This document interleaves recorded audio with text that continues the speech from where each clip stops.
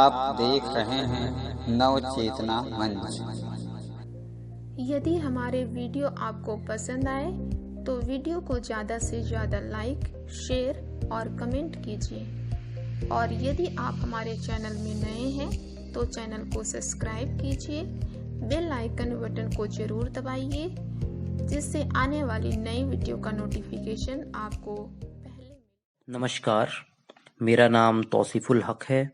मैंने BEd special education और MEd special education Jamia Millia Islamia, जो कि एक केंद्रीय विश्वविद्यालय है, से किया है और वर्तमान समय में मैं सेंट कोलंबस स्कूल में विशेष शिक्षक के पद पर कार्य कर रहा हूं। आज मैं आपको प्रमस्तिष्कीय पक्षाघात, जिसे हम सेरेब्रल पॉल्सी कहते हैं, के बारे में बताऊंगा। सेरेब्रल का अर्थ मस्तिष्क के दोनों भाग तथा पॉल्सी का अर्थ किसी ऐसा विकार या क्षति से है जो शारीरिक गति के नियंत्रण को क्षतिग्रस्त करती है।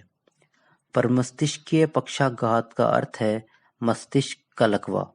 दिव्यांगजन अधिकार अधिनियम 2016 के अनुसार प्रमस्तिष्कीय पक्षाघात से कोई गैर परगामी तंत्रिका स्थिति का समूह अभिप्रेत है जो शरीर के संचलन को और पेशियों के समन्वयन को प्रभावित करती है, जो मस्तिष्क को एक या अधिक विनिर्दिष्ट क्षेत्रों में क्षति के कारण उत्पन्न होता है, जो साधारणतः जन्म से पूर्व, जन्म के दौरान या जन्म के तुरंत पश्चात होता है।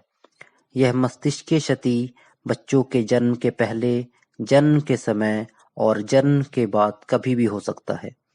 इनमें जितनी ज्यादा मस्तिष्क की क्षति होगी, उतनी ही अधिक बच्चों में विकलांगता की गंभीरता बढ़ जाती है। प्रमस्तिष्कीय पक्षाघात एक दिव्यांगता है जिसमें बच्चों को वस्तु को पकड़ने या चलने में कठिनाई होती है। यह कोई संक्रामक दिव्यांगता नहीं है, लेकिन ज्यादातर मामलों में प्रमस्तिष्कीय पक्षाघात गर्भाशय या जन्म के दौरान मस्तिष्क में चोट लगने के कारण विकसित होता है। यह बच्चों में दिव्यांगता का सबसे आम कारण है। प्रमस्तिष्कीय पक्षाघात के शीघ्र पहचान के लिए इसके शुरुआती लक्षण को पहचानना अति आवश्यक है, क्योंकि जब तक इसके लक्षणों का सही पहचान नहीं होगा, तब तक उपचार एवं रोकथाम हेतु कदम उठाना मुश्किल है। प्रमस्तिष्कीय पक्षाघात के लक्षण कुछ इस प्रकार हैं।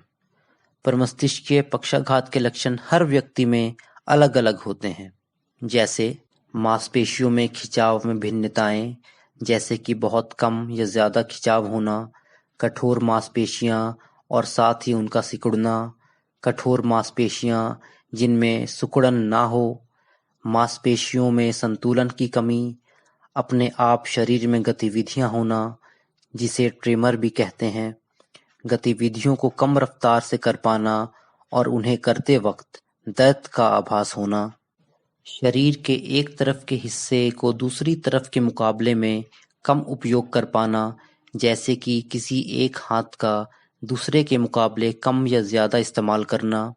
वर्तमान समय में प्रमस्तिष्कीय पक्षाघात का कोई इलाज नहीं है, लेकिन उपचार लक्षणों को रोकने में सहायता कर सकता है। प्रमस्तिष्कीय पक्षाघात के लिए फिजियोथेरेपी की सहायता लेनी चाहिए। फिजियोथेरेपी एक ऐसा ट्रीटमेंट है जिसमें व्यायाम और स्ट्रेचिंग जैसी तकनीकों से शारीरिक गति को बनाए रखने में सहायता मिलती है। यह प्रमस्तिष्कीय पक्षाघात के लिए बहुत महत्वपूर्ण ट्रीटमेंट है। Speech therapy. स्पीच थेरेपी के दौरान उन सभी बच्चों को मदद मिल सकती है जिन्हें बोलने में दिक्कत महसूस होती है, और एक्सरसाइज करने के साथ साथ बोलने की प्रैक्टिस से भी मदद मिलती है। Occupational therapy. ऑक्यूपेशनल थेरेपी में चिकित्सक बच्चे की रोजमर्रा के कामों में होने वाली समस्याओं की पहचान करता है।